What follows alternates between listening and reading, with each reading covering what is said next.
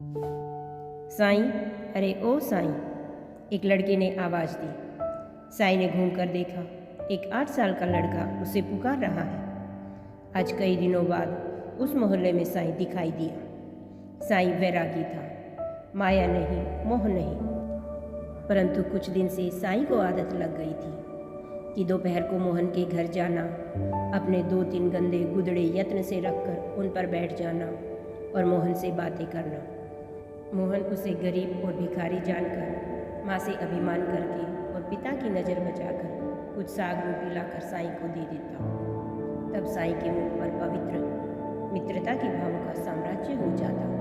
गुदड़ साईं उस समय 10 वर्ष के बालक के समान अभिमान, सराहना और उलाहना के आदान प्रदान के बाद उन रोटियों को बड़े ही चाव से खा लेता।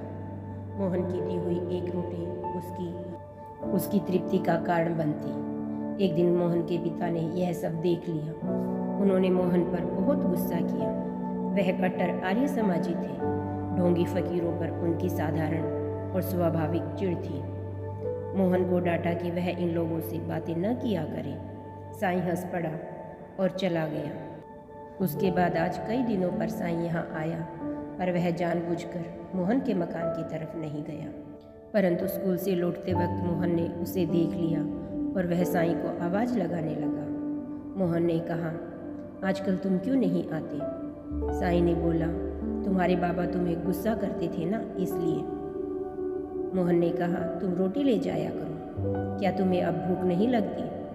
अच्छा, कल जरूर आना, भूलना मत। इतने में कोई दूसरा लड़का साईं का गुदड़ खींचकर भागने लगा। गुदड़ लेने के लिए साईं उस लड़के के पीछे दौड़ा। मोहन यह सब खड़ा देखता रहा। साईं आंखों से ओझल हो गया। चौराहे तक दौड़ते दौड़ते साईं को ठोकर लगी। साईं धरती पर गिर पड़ा और उसके सिर से खून बहने लगा। खिंचाने के लिए जो लड़का उसका गुदड़ लेकर भागा था, वह डर के मारे वहीं खड़ा रहा। दूसरी ओर से मोहन के पिता ने उसे पकड़ लिया।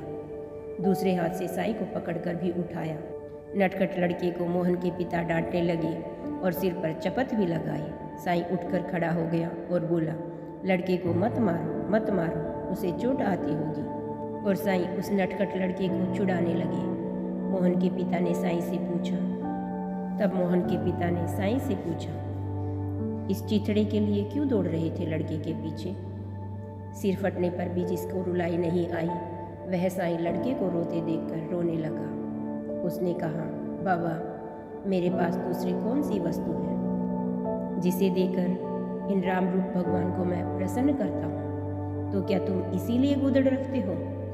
इस चिथड़े को भगवान लेकर भागते हैं, मैं उनसे लड़कर छीन लेता हूँ, रखता हूँ, फिर उन्हीं से छिनवाने के लिए, उनके मनोविनोद के लिए। सोने का खिलौना तो उचक्के भी छीनते हैं, पर चिथड़े पर तो भगवान ही दया करते हैं। इतना कहकर बालक का मुंह पोंछते हुए मित्र के समान गले में बाहें डाले हुए साईं चला गया। मोहन के पिता आश्चर्य से बोला, गुदड़ साईं, तुम निरे गुदड़ नहीं, गुदड़ी के लाल हो।